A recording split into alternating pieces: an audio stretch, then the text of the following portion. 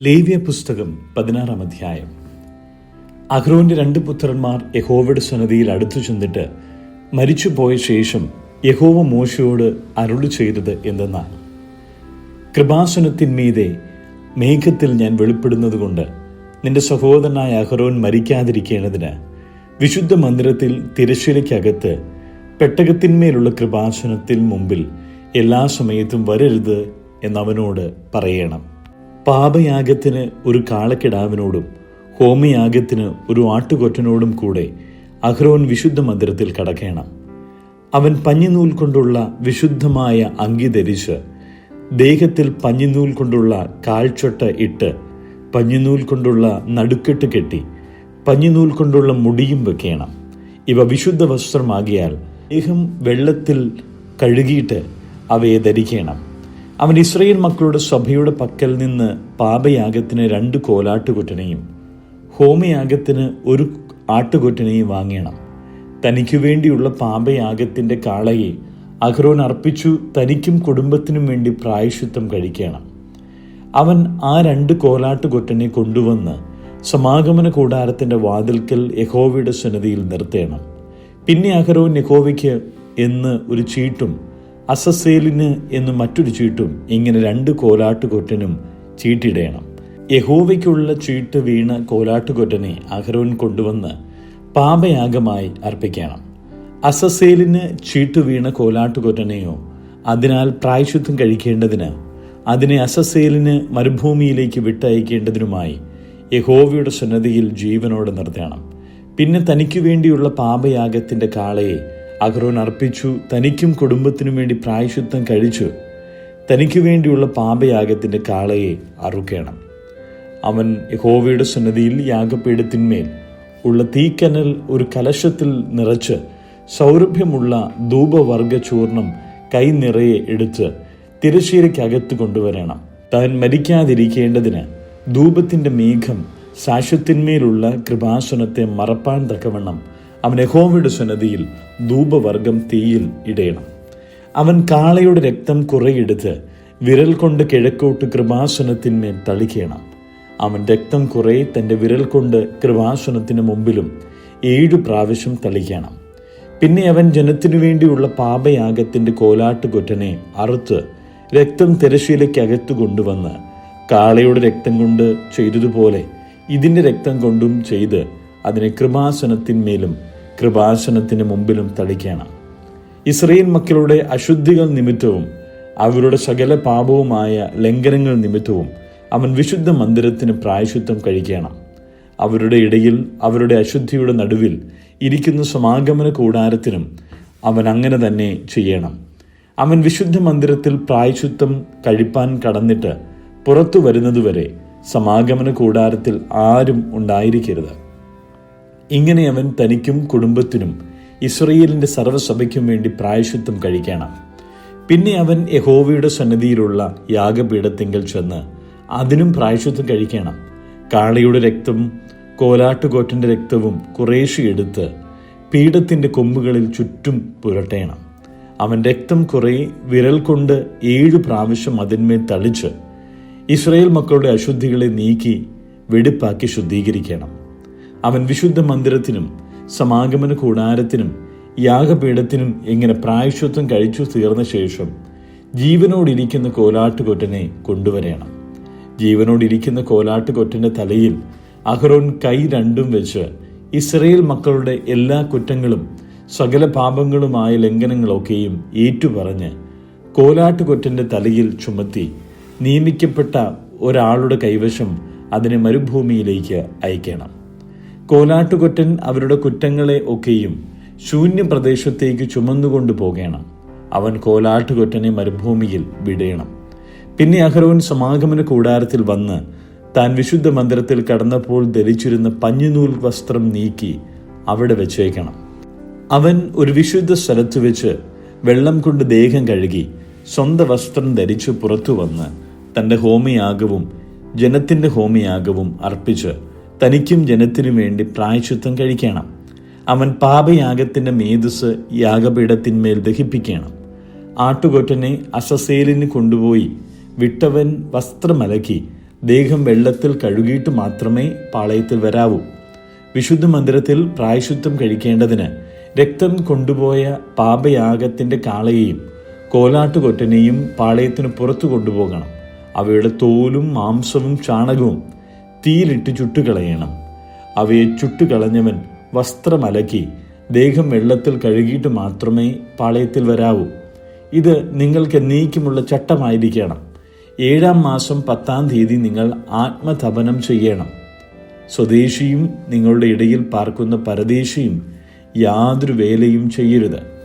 ആ ദിവസത്തിലല്ലോ യഹോവയുടെ സന്നിധിയിൽ നിങ്ങളെ ശുദ്ധീകരിക്കേണ്ടതിന് നിങ്ങൾക്ക് വേണ്ടി പ്രായശ്ചിത്തം കഴിക്കുകയും നിങ്ങളുടെ സകല പാപങ്ങളും നീക്കി നിങ്ങളെ ശുദ്ധീകരിക്കുകയും ചെയ്യുന്നത്. അത് നിങ്ങൾക്ക് വിശുദ്ധ സ്വസ്ഥതയ്ക്കുള്ള ശബത്ത് ആയിരിക്കണം. നിങ്ങൾ ആത്മതപനം ചെയ്യണം. അത് നിങ്ങൾക്ക് എന്നേക്കുമുള്ള ചട്ടമാകുന്നു. അപ്പനു പകരം പുരോഹിത ശുശ്രൂഷ ചെയ്യുവാൻ അഭിഷേകം പ്രാപിക്കുകയും പ്രതിഷ്ഠിക്കപ്പെടുകയും ചെയ്ത പുരോഹിതൻ തന്നെ പ്രായശ്ചിത്തം കഴിക്കണം. അവൻ വിശുദ്ധ വസ്ത്രമായ പഞ്ഞുനൂൽ വസ്ത്രം ധരിച്ച് വിശുദ്ധ മന്ദിരത്തിന് പ്രായശ്ചിത്തം കഴിക്കണം. സമാഗമന കൂടാരത്തിനും യാഗപീഠത്തിനും പ്രായശ്ചിത്തം കഴിക്കണം. പുരോഹിതന്മാർക്കും സഭയിലെ സകല ജനത്തിനും വേണ്ടി പ്രായശ്ചിത്തം കഴിക്കണം. സംവത്സരത്തിൽ ഒരിക്കൽ ഇസ്രായേൽ മക്കൾക്ക് വേണ്ടി അവരുടെ സകല പാപങ്ങൾക്കായിട്ടും പ്രായശ്ചിത്തം കഴിക്കേണ്ടതിന് ഇത് നിങ്ങൾക്ക് എന്നേക്കുമുള്ള ചട്ടം ആയിരിക്കണം. യഹോവ മോശയോട് കൽപ്പിച്ചതുപോലെ തന്നെ അവൻ ചെയ്തു. സങ്കീർത്തനങ്ങൾ 77. ഞാൻ എൻ്റെ ശബ്ദം ഉയർത്തി ദൈവത്തോട് തന്നെ നിലവിളിക്കും. അവൻ എനിക്ക് ചെവി തരും. കഷ്ടദിവസത്തിൽ ഞാൻ യഹോവയെ അന്വേഷിച്ചു. രാത്രിയിൽ എൻ്റെ കൈ തളരാതെ മലർത്തിയിരുന്നു. എൻ്റെ ഉള്ളം ആശ്വാസം നിരസിച്ചു. ഞാൻ ദൈവത്തെ ഓർത്ത് വ്യാകുലപ്പെടുന്നു. ഞാൻ ധ്യാനിച്ചു, എൻ്റെ ആത്മാവ് വിഷാദിക്കുന്നു. നീ എൻ്റെ കണ്ണിന് ഉറക്കം തടുത്തിരിക്കുന്നു. സംസാരിപ്പാൻ കഴിയാതെ വണ്ണം ഞാൻ വ്യാകുലപ്പെട്ടിരിക്കുന്നു. ഞാൻ പൂർവ്വ ദിവസങ്ങളെയും പണ്ടത്തെ സംവത്സരങ്ങളെയും വിചാരിക്കുന്നു. രാത്രിയിൽ ഞാൻ എൻ്റെ സംഗീതം ഓർക്കുന്നു. എൻ്റെ ഹൃദയം കൊണ്ട് ഞാൻ ധ്യാനിക്കുന്നു. എൻ്റെ ആത്മാവും ശോധന കഴിക്കുന്നു. കർത്താവ് എന്നേക്കും തള്ളിക്കളയുമോ? അവൻ ഇനി ഒരിക്കലും അനുകൂലമായിരിക്കുകയില്ലയോ? അവൻ്റെ ദയ സദാകാലത്തേക്കും പൊയ്പോയോ? അവൻ്റെ വാഗ്ദാനം തലമുറയോളം ഇല്ലാതെ ആയിപ്പോയോ? ദൈവം കൃപ കാണിപ്പാൻ മറന്നിരിക്കുന്നുവോ? അവൻ കോപത്തിൽ തൻ്റെ കരുണ അടച്ചു കളഞ്ഞിരിക്കുന്നുവോ? എന്നാൽ അതെൻ്റെ കഷ്ടതയാകുന്നു.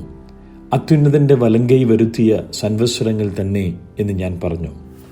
ഞാൻ യഹോവയുടെ പ്രവൃത്തികളെ വർണ്ണിക്കും. നിന്റെ പണ്ടത്തെ അത്ഭുതങ്ങളെ ഞാൻ ഓർക്കും. ഞാൻ നിന്റെ സകല പ്രവൃത്തിയെയും കുറിച്ച് ധ്യാനിക്കും. നിന്റെ ക്രിയകളെക്കുറിച്ച് ഞാൻ ചിന്തിക്കും. ദൈവമേ, നിന്റെ വഴി വിശുദ്ധമാകുന്നു. നമ്മുടെ ദൈവത്തെ പോലെ വലിയ ദൈവം ആരുള്ളൂ? നീ അത്ഭുതം പ്രവർത്തിക്കുന്ന ദൈവമാകുന്നു. നിന്റെ ബലത്തെ നീ ജാതികളുടെ ഇടയിൽ വെളിപ്പെടുത്തിയിരിക്കുന്നു. തൃക്കൈ കൊണ്ട് നീ നിന്റെ ജനത്തെ വീണ്ടെടുത്തിരിക്കുന്നു, യാക്കോബിൻ്റെയും യോസേഫിൻ്റെയും മക്കളെ തന്നെ. ദൈവമേ, വെള്ളങ്ങൾ നിന്നെ കണ്ട് ഭ്രമിച്ചു. ആഴികളും വിറച്ചുപോയി. മേഘങ്ങൾ വെള്ളം ചൊരിഞ്ഞു. ആകാശം നാദം മുഴക്കി. നിന്റെ അസ്ത്രങ്ങൾ പരക്കെ പറന്നു. നിന്റെ ഇടിമുഴക്കം ചുഴലിക്കാറ്റിൽ മുഴങ്ങി. മിന്നലുകൾ ഭൂതലത്തെ പ്രകാശിപ്പിച്ചു. ഭൂമി കുലുങ്ങി നടുങ്ങിപ്പോയി. നിന്റെ വഴി സമുദ്രത്തിലും നിന്റെ പാതകൾ പെരുവെള്ളത്തിലും ആയിരുന്നു. നിന്റെ കാൽച്ചുവടുകളെ അറിയാതെയും ഇരുന്നു. മോശയുടെയും അഹ്റോന്റെയും കൈയാൽ നീ നിന്റെ ജനത്തെ ഒരു ആട്ടിൻകൂട്ടത്തെ പോലെ നടത്തി. ലൂക്കോസിന്റെ സുവിശേഷം 18-ാം അധ്യായം. മടുത്തുപോകാതെ എപ്പോഴും പ്രാർത്ഥിക്കണം എന്നുള്ളതിന് അവൻ അവരോട് ഒരു ഉപമ പറഞ്ഞത്. ദൈവത്തെ ഭയവും മനുഷ്യനെ ശങ്കയുമില്ലാത്ത ഒരു ന്യായാധിപൻ ഒരു പട്ടണത്തിലുണ്ടായിരുന്നു. ആ പട്ടണത്തിൽ ഒരു വിധവയും ഉണ്ടായിരുന്നു. അവൾ അവൻ്റെ അടുക്കൽ ചെന്നു, എൻ്റെ പ്രതിയോഗിയോട് പ്രതിക്രിയ നടത്തി രക്ഷിക്കണമേ എന്ന് പറഞ്ഞു. അവന് കുറേ കാലത്തേക്ക് മനസ്സില്ലായിരുന്നു. പിന്നെ അവൻ, എനിക്ക് ദൈവത്തെ ഭയവും മനുഷ്യനെ ശങ്കയുമില്ല. എങ്കിലും വിധവ എന്നെ അസഹ്യമാക്കുന്നത് കൊണ്ട് ഞാൻ അവളെ പ്രതിക്രിയ നടത്തി രക്ഷിക്കും. അല്ലെങ്കിൽ അവൾ ഒടുവിൽ വന്ന് എന്നെ മുഖത്തടിക്കും എന്ന് ഉള്ളം കൊണ്ട് പറഞ്ഞു. അനീതിയുള്ള ന്യായാധിപൻ പറയുന്നത് കേൾപ്പിൻ. ദൈവമോ രാപ്പകൽ തന്നോട് നിലവിളിക്കുന്ന തൻ്റെ വൃതന്മാരുടെ കാര്യത്തിൽ ദീർഘക്ഷമയുള്ളവൻ ആയാലും അവരെ പ്രതിക്രിയ നടത്തി രക്ഷിക്കുകയില്ലയോ? വേഗത്തിൽ അവരെ പ്രതിക്രിയ നടത്തി രക്ഷിക്കും എന്ന് ഞാൻ നിങ്ങളോട് പറയുന്നു. എന്നാൽ മനുഷ്യപുത്രൻ വരുമ്പോൾ അവൻ ഭൂമിയിൽ വിശ്വാസം കണ്ടെത്തുമോ എന്ന് കർത്താവ് പറഞ്ഞു. തങ്ങൾ നീതിമാന്മാർ എന്ന് ഉറച്ച് മറ്റുള്ളവരെ ധിക്കരിക്കുന്ന ചിലരെക്കുറിച്ച് അവൻ ഒരു ഉപമ പറഞ്ഞതെന്തെന്നാൽ, 2 മനുഷ്യർ പ്രാർത്ഥിപ്പാൻ ദൈവാലയത്തിൽ പോയി. ഒരുത്തൻ പരീശൻ, മറ്റവൻ ചുങ്കക്കാരൻ. പരീശൻ നിന്നുകൊണ്ട് തന്നോട് തന്നെ, ദൈവമേ, പിടിച്ചു പറിക്കാർ, നീതി കെട്ടവർ, വ്യഭിചാരികൾ മുതലായ ശേഷം മനുഷ്യരെ പോലെയോ ഈ ചുങ്കക്കാരനെ പോലെയോ ഞാൻ അല്ലായകിയാൽ നിന്നെ വാഴ്ത്തുന്നു.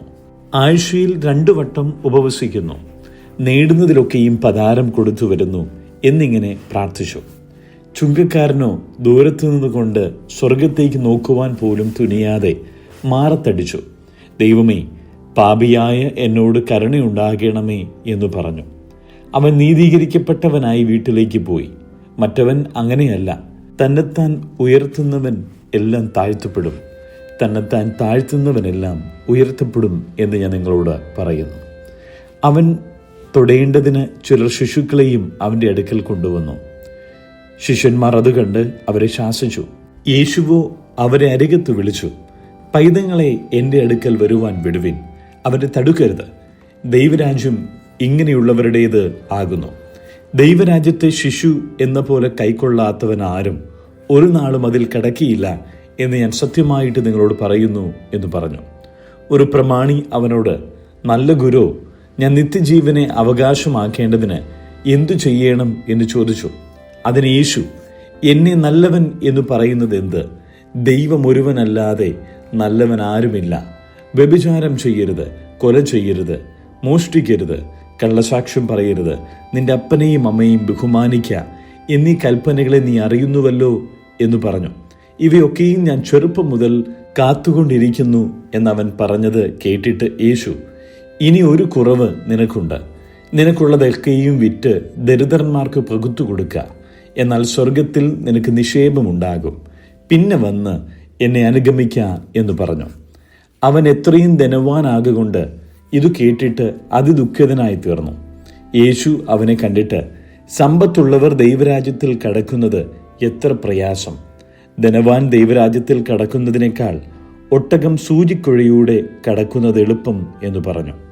ഇതു കേട്ടവർ, എന്നാൽ രക്ഷിക്കപ്പെടുവാൻ ആർക്ക് കഴിയും എന്ന് പറഞ്ഞു. അതിനവൻ, മനുഷ്യരാൽ അസാധ്യമായത് ദൈവത്താൽ സാധ്യമാകുന്നു എന്ന് പറഞ്ഞു. ഇതാ, ഞങ്ങൾ സ്വന്തമായത് വിട്ട് നിന്നെ അനുഗമിച്ചിരിക്കുന്നു എന്ന് പത്രോസ് പറഞ്ഞു. യേശു അവരോട്, ദൈവരാജ്യ നിമിത്തം വീടോ ഭാര്യയെയോ സഹോദരന്മാരെയോ അമ്മയപ്പന്മാരെയോ മക്കളെയോ വിട്ടുകളഞ്ഞിട്ട് ഈ കാലത്തിൽ തന്നെ പല മടങ്ങായും വരുവാനുള്ള ലോകത്തിൽ നിത്യജീവനെയും പ്രാപിക്കാത്തവൻ ആരും ഇല്ല എന്ന് ഞാൻ സത്യമായിട്ട് നിങ്ങളോട് പറയുന്നു എന്ന് പറഞ്ഞു. അനന്തരം അവൻ 12 കൂട്ടിക്കൊണ്ട് അവരോട്, ഇതാ, നാം യെരൂശലേമിലേക്ക് പോകുന്നു. മനുഷ്യപുത്രനെക്കുറിച്ച് പ്രവാചകന്മാർ എഴുതിയിരിക്കുന്നതെല്ലാം നിവൃത്തിയാകും. അവനെ ജാതികൾക്ക് ഏൽപ്പിച്ചു കൊടുക്കുകയും അവർ അവനെ പരിഹസിച്ച് അപമാനിച്ചു തുപ്പി തല്ലിയിട്ട് കൊല്ലുകയും 3-ാം നാൾ അവൻ ഉയർത്തെഴുന്നേൽക്കുകയും ചെയ്യും എന്ന് പറഞ്ഞു. അവരോ ഇതൊന്നും ഗ്രഹിച്ചില്ല. ഈ വാക്ക് അവർക്ക് മറവായിരുന്നു. പറഞ്ഞത് അവർ തിരിച്ചറിഞ്ഞതുമില്ല. അവൻ യെരിഹോവിനടുത്തപ്പോൾ ഒരു കുരുടൻ ഇരുന്നുകൊണ്ട് വഴിയരികെ ഇരുന്നിരുന്നു. പുരുഷാരം കടന്നു പോകുന്നത് കേട്ടു. ഇതെന്ത് എന്നവൻ ചോദിച്ചു. നസറയനായ യേശു കടന്നു പോകുന്നു എന്ന് അവർ അവനോട് അറിയിച്ചു. അപ്പോൾ അവൻ, യേശുവേ, ദാവീദ് പുത്ര, എന്നോട് കരുണ തോന്നണമേ എന്ന് നിലവിളിച്ചു. മുൻ നടക്കുന്നവർ അവനെ മിണ്ടാതിരിപ്പാൻ ശാസിച്ചു. അവനോ, ദാവീദ് പുത്ര, എന്നോട് കരുണ തോന്നണമേ എന്ന് ഏറ്റവും അധികം നിലവിളിച്ചു. യേശു നിന്നു അവനെ തൻ്റെ അടുക്കൽ കൊണ്ടുവരുവാൻ കൽപ്പിച്ചു. അവൻ അടുക്കെ വന്നപ്പോൾ, ഞാൻ നിനക്ക് എന്തു ചെയ്യണം എന്ന് ചോദിച്ചു. കർത്താവേ, എനിക്ക് കാഴ്ച കിട്ടണം എന്നവൻ പറഞ്ഞു. യേശു അവനോട്, കാഴ്ച പ്രാപിക്ക, നിന്റെ വിശ്വാസം നിന്നെ രക്ഷിച്ചിരിക്കുന്നു എന്ന് പറഞ്ഞു. ക്ഷണത്തിൽ അവൻ കാഴ്ച പ്രാപിച്ചു. ദൈവത്തെ മഹത്വീകരിച്ചും കൊണ്ട് അവനെ അനുഗമിച്ചു. ജനമെല്ലാം കണ്ടിട്ട് ദൈവത്തിന് പുകഴ്ച കൊടുത്തു.